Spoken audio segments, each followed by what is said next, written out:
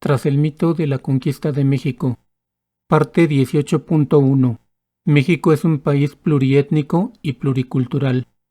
Con base en lo que hemos comentado, ya tenemos algunos elementos para responder, aunque sea de manera tentativa, a la interrogante planteada.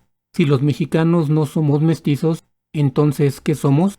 Centraremos nuestra atención en los siguientes aspectos. 1. El cambio en la población no fue producto de un mestizaje racial. Luego de la guerra de 1519 a 1521 y durante la época colonial, las uniones entre personas de origen continental diferente, americano, africano o europeo, fue poco relevante en términos cuantitativos. Lo que realmente ocurrió fue que muchos individuos transitaron, en términos de su clasificación, de un grupo social a otro. Por ejemplo, las mujeres y los hombres indígenas que al abandonar sus comunidades de origen ya no eran considerados como indígenas sino como mestizos, lo mismo que quienes aprendieron a hablar español. Eso sucedió también con muchos hijos de africanos que al ser liberados fueron agrupados entre las castas. Cuando México se convirtió en país independiente, el concepto de ciudadanía intentó borrar, como por decreto, a los diferentes grupos sociales. Así, esa denominación, la de ciudadano, sirvió para homogeneizar, al menos en el papel, principalmente a los indígenas y a las personas de origen africano y asiático. Sin embargo, solo dos grupos mantuvieron una clara definición racializada de su identidad: las élites criollas, que siguieron considerándose diferentes al resto de la población y que mantuvieron prácticas endogámicas o de matrimonio con inmigrantes para preservar su blancura, y las pujantes élites no criollas, que se definieron a sí mismas como mestizas.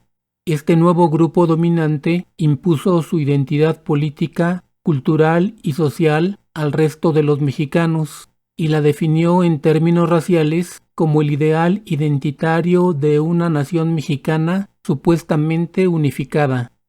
2. El cambio en la población no fue racial, sino sobre todo lingüístico. De acuerdo con algunos estudiosos, entre la independencia y la revolución, cerca de 3.5 millones de personas dejaron de ser definidas como indígenas y fueron clasificadas como mestizas. Muchas de ellas fueron reclasificadas por el solo hecho de que dejaron de hablar alguna lengua indígena y comenzaron a comunicarse en español. La rápida generalización del español no se debió a ninguna superioridad funcional o de otro carácter sobre el resto de las lenguas, sino a que fue impuesto como lengua nacional por el Estado. Las empresas, los medios de comunicación y, por supuesto, las escuelas fueron los promotores más activos de dicha imposición.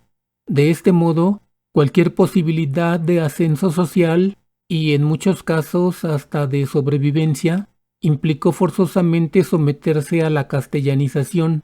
En suma, lo que el mito suele llamar mestizaje en realidad fue la determinación de que el español sustituyera o desplazara a todas las lenguas indígenas. 3.